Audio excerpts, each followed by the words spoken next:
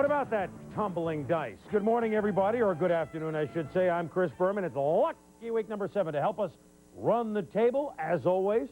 The croupier, Tom Jackson, Joe Theismann, Chris Mortensen, and a cast of thousands, which you always need at the table, don't you? Three Dog Night once sang, 1 is the loneliest number, but we don't think that Don Shula and the Miami Dolphins mind that position. As we steamroll towards late October, on the verge of changing from daylight time to standard time, only the Fish can say they're undefeated.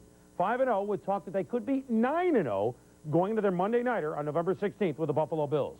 Today, the Dolphins have New England at home. More on that game and their fate later on. But today is a day of mondo games elsewhere around the league, like Philadelphia at Washington, the team that would be king against the team that is the king. Your basic NFC East head knocker. So let's knock heads with our Jimmy Roberts at RFK Stadium. James? All right, Chris, thanks very much. Injuries for the Redskins on the offensive line, a problem all year long so far. Of course, Lachey and Bostic out. They'll not play today. Ed Simmons, the right tackle, back spasms. He will play. Mo Elanowebi at left tackle gets his first start in the NFL. Only problem for Elanowebi, he'll face All-Pro Clyde Simmons. Only one player on the Redskins offensive line, Mark Schlereth, the right guard, has played the same position all year long so far. To go into a game against the Eagles with really fellows that have had to move from one spot to another spot and things of this nature, it's difficult because they really are outstanding. They're the best defensive line in the game and have been for quite some time. In situations like that in the past, whether it's been at in the offensive line, whether it's been at the quarterback position, whether it's been at defensive back, defensive tackle, linebacker, we've had guys that have come through in flying colors. So a lot of these guys take it to heart, and I figure they feel that, hey, this is their chance to see if they can make it in this game and where they stack up against the league's best. Real quickly, Chris, the Eagles' injury situation. Seth Joyner will play today. However, offensive left tackle Ron Heller will not. He injured his left arch in practice. Expect to see Darryl Smith starting at that position. Back a little bit later in the show with the story of the negative campaign here in Washington, the one that has nothing to do with politics, the trials and tribulations of Mark Rippon at RFK. Chris? All right, Jimmy, thank you very much, and we'll be going back to RFK later for this ball game. You know, Tommy, really tough timing for the Redskins. I mean, we know that their team begins with the Hogs, but yet they're battered there. They're going up against an Eagle team, and that's their strength. I mean, the healthiest Hog, unfortunately for them, is the tight end coach. It's Russ Grimm. And by the way, you can't activate a coach and make him a player, so Russ Grimm isn't playing this year. But tough spot for Washington. Yeah, I've talked with defensive coaches around the league. They bring up two critical points about the Redskins offense. One, they are not running the ball as well as they did in 1991, down 3.8 to 3.5 per carry. And two, Mark Rippon has not hit that stride that he was in all of 1991 when, oh, by the way, he wasn't getting hit. Well, we shall see if he gets hit today, and we'll have more on Rip a little bit later. Another biggie today involves the third honcho in the NFC East, the Dallas Cowboys. They're at home against the Kansas City Chiefs, who stand at 4-2, but you know what? They could be easily 6-0. Dallas comes at you with a lot of weapons, something that the Chiefs and our Andrea Kramer are well aware of. Let's go down to Big D and check in with Andrea. Thanks, Chris, and welcome to Texas Stadium, where Dallas has won a league-best 9 straight home games. One of the biggest improvements for the Cowboys this year has been their offensive line. They've given up only 7 sacks through 5 games. However, there's a problem today at left tackle. Mark Tuinei, who injured his back this week, will not start. He may not play at all. In his place, Alan Weingrad will be there. They are going up against a Chiefs defense, which has 23 sacks, second best in the league. However, the priority for Kansas City isn't just getting the pressure on Troy Aikman. Number one, we got to take away Emmitt Smith right away, and we're trying to make them beat us in the air. They seem to feel really good about their passing game, and I think Irvin's really confident. He's been playing, from what I understand, he's been playing pretty well, and great DBs don't seem to affect him, so we're going to see what happens out here. For the Chiefs, linebacker Chris Martin is inactive. He'll be replaced by Lonnie Martz. But of more concern is cornerback Albert Lewis. He has a rib and groin injury, both on the left side. He told me that his concern is playing the bump and run, his ability to wrap up, to tackle, and also just pushing off of receivers. He's also having trouble twisting and turning, but he was out here in warm-ups. He is going to try to go. Otherwise, he'll be replaced by Dale Carter. So we'll see if the Cowboys and Michael Irvin can exploit that matchup. We'll be back a little bit later in game day with a look at the Dallas defense, how they're going to go against the Chiefs today. Chris? All right, Andrea, thanks for that two-step. We'll check in with you, as you say, a little bit later. Mort, what else is facing KC here? Well, she mentioned the Albert Lewis injury. That's going to be interesting because he'll probably be in and out of that lineup. He'll give it a go. But, you know, Del Carter, the Chiefs' #1 draft pick, is the defensive back, a cornerback. He'll probably line up a bit with Alvin Harper. Now, Harper's Dallas's #1 pick a year ago. They were teammates at Tennessee, so they've done this before. Strange bedfellows, is that what you're trying to tell me? Yeah, they've covered each other. Yes, they have. That's a rumor start. Earlier, we mentioned tumbling dice by the Stones. Let's stay with Mick and the boys for a moment, because torn and tattered certainly applies, again, to various quarterbacks around the league. Now, Joe, you know, every time that we hear of a quarterback injury and that where they're going to get a quarterback, I want to play. I mean, every time you say, I can still do that. Well, I mean, what's going on here? I still can do that, but I'm not gonna. You know, the list is really starting to grow of quarterbacks that are coming to the forefront. Marino, Cunningham, Young. Now, that list in itself is growing, but there's another list that is starting to grow, the list of quarterbacks heading for the shelves. Are quarterbacks becoming an endangered species? As the body count rises, it's time for the quarterback blues. Bone chips and strained ligaments in his elbow force Phil Simms to the injured reserve list. But how long will he be out? The Giants say he'll be back in early November. But there are whispers of those dreaded words: career-threatening injury. Joe Montana is hearing the same words, only they're not whispering anymore. Montana's complained this week of numbness in the ring finger and the pinky on his throwing hand, and some Niners have begun speaking of him in the past tense. And Joe had a style which was a championship style. When Joe was in there, it seemed like the 49ers offense was a well-oiled, finely tuned machine. The Bills get a bye this week, and Jim Kelly and the bursitis in his elbow are grateful for the time off. It gets swollen, I mean really swollen. Not like you'd see a swelling on a sprain. There's a definite sac there that swells up, just a big knob on the end of a Popeye look to it. Tim Rosenbaugh is back for the third time this season. The separated right shoulder is healed, but he's not expected to play against the Saints. That's because Chris Chandler has played well in Rosenbaugh's absence. Like Rosenbaugh, Don Mikowski is back, but not in. The ankle's okay, but so is Brett Favre as the Packers starter. As a matter of fact, Favre is the NFC's third leading passer. A shoulder and a knee injury earned Hugh Millen a reprieve against Miami. Instead, Tommy Hodson faces the firing squad. An NFL leading 25 sacks is proof there's only so much punishment the human body can endure. It was a third-degree separation. It had been a second degree in the Ram game, and then it intensified to a third degree in the first quarter against 49ers. They tell me there's no more degrees to go, so at least I'm thankful for that. Dan McGuire fractured his hip last week against Dallas, joining the man he replaced, Kelly Stoffer, on IR.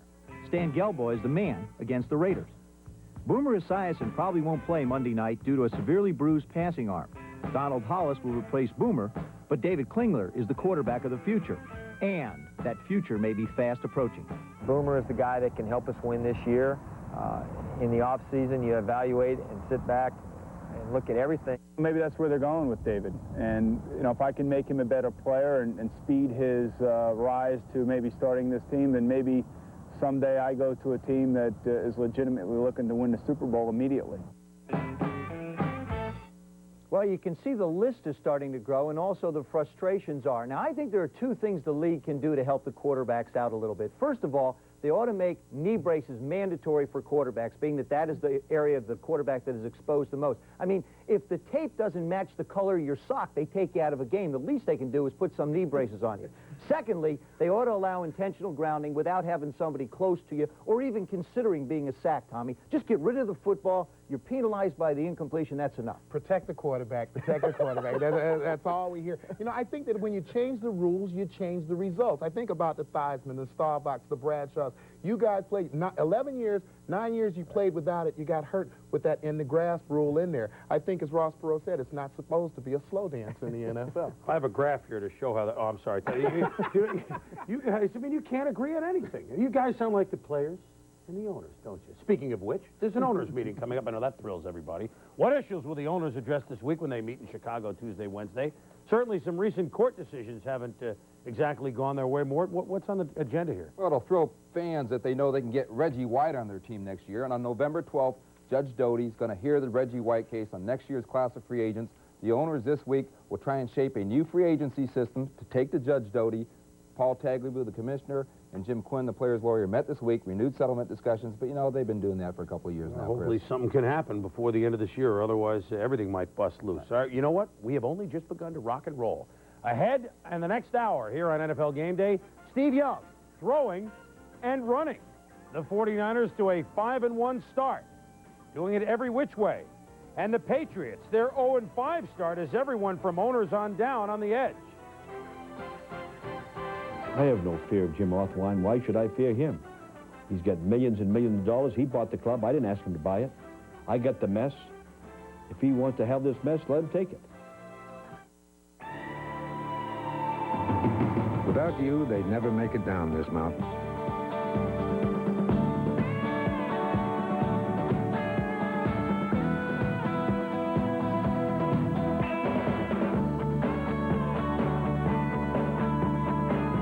Horses don't show much appreciation, but a job well done still has its rewards.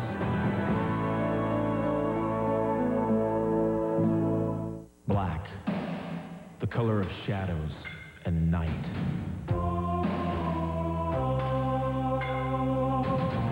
Of modern art, foreign films, bold, basic. Black, no other color even comes close. And nobody does black like Dockers.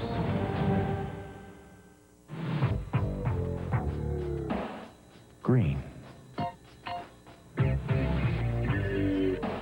Who wouldn't envy green? Such a versatile color. Summer, winter, indoors or out, green's a natural. And nobody does green like Dockers. This was not a typical business trip. We spent a lot of time on boats and in canoes traveling into the Amazon. I could not imagine any machine going through more than this Epson did. Sometimes you have to get a key a few times because you knew you were squashing bugs underneath. In the last 5 years, environmental consultant Richard Fuller has put in over 107,000 unusually grueling miles of business travel. So has his Epson computer. We dropped the machine into the Amazon and we put it in the sun, let it dry out for a little while. The next day it worked fine. My Epson's been around the world twice. It's fabulous. NFL Game Day is brought to you by Smooth Bush Beer and easy drinking Bush Light, and by Levi's Dockers. Nobody does colors like Dockers. The perfect Dolphins, 20 years after another Miami team went all year without a loss. Can these guys keep it going? Stay with us.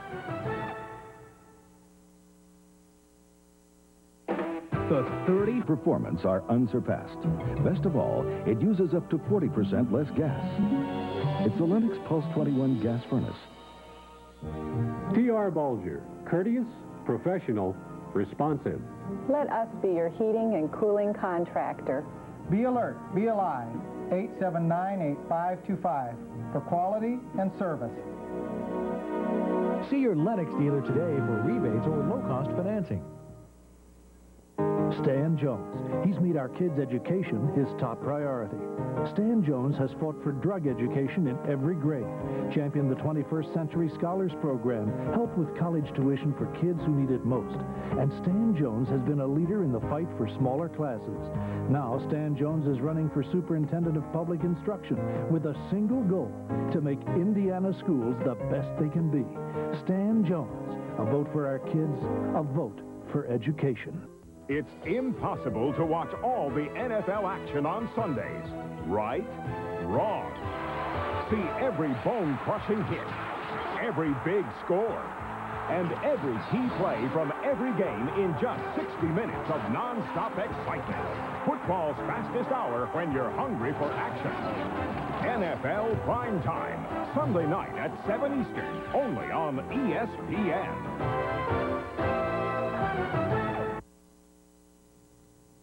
Back on NFL Game Day. San Diego was at Indy. Two fifth-place teams from a year ago, about to play twice in the next 3 weeks. Now, what's good here? We're talking defense. Lightning Bolts have the best in the AFC, and the Colts have the best in their division. Better than Miami, better than Buffalo. Offense, another story. The Colts average 11 points a game. The Chargers 9, but at Indianapolis, guess what? They don't care, because The Colts are 3-2, and today at the game, you can wear these shirts, Ted Head shirts. Yes, they are grateful for Ted Marchibroda trucking them to a nice start, although Ted brushed the teeth more than once a week. I mean, they really look a little shaky here. Nobody has gotten off to a better start than Miami, who hosts New England today in what originally was a bye week, but these teams moved their Week 1 game here because of Hurricane Andrew that devastated South Florida. Throughout the years, New England has had Dan Marino's number. He's only 9-9 against him, 28 touchdown passes, 29 interceptions. But that was when the Patriots were good. Now they're a mess. 0-5, 3 points scored in the first half all year, only 1 lead all year. We could go on, but we'll let our Greg Garber do it instead. 1990, 15 losses. Lisa Olson, Victor Kiam. 1991, Dick McPherson, 6 wins. Hope. This season, new ownership, a possible move. Despair. 0-5. It's not the physical part that's going to drive me out of the league. I think it's going to be the people out there with the straitjacket and the little funny car, because they're going to have to cart me away. I mean, I can't keep doing this 16, 18 weeks out of the year. The Patriots have yet to score a first-half touchdown and have managed only 6 in 5 games. Hugh Millen has been sacked a league-high 25 times, while the defense has produced only 4. The turnover net is -11. In most areas, we're better, and to come out and not play well is really baffling. Off the field, it's been just as confusing. The Patriots have gone through 3 head coaches and 3 owners in the last 4 years. The newest, St. Louis businessman James Orthwein, declined to be interviewed. You worry that if things continue, if things don't go well, that the coach is going to be the one that people blame? I have no fear of Jim Orthwein. Why should I fear him? He's got millions and millions of dollars. He bought the club. I didn't ask him to buy it. I got the mess. If he wants to have this mess, let him take it. But I mean, I have no fear of him at all. I mean, my goodness. I should hope he knows what he got us into. And if he doesn't have the patience, then I don't have the patience for him. Agilities, let's go. Agilities. Get him loose. Truth is, McPherson's job is probably not in jeopardy. The local media has focused the blame on CEO Sam Jankovic. His management style has caused tension within the organization and led to resignations. Are you convinced that Sam Jankovic is going to be here this time next year answering all these questions? Yes, I am. The frustration peaked 2 weeks ago. At halftime of the Jets' loss, tackle Pat Harlow lost control in the locker room, began smashing furniture. Meanwhile, upstairs, owner James Orthwein, also upset by the team's performance, lashed out at CEO Jankovic. Gets there first, the ball's loose.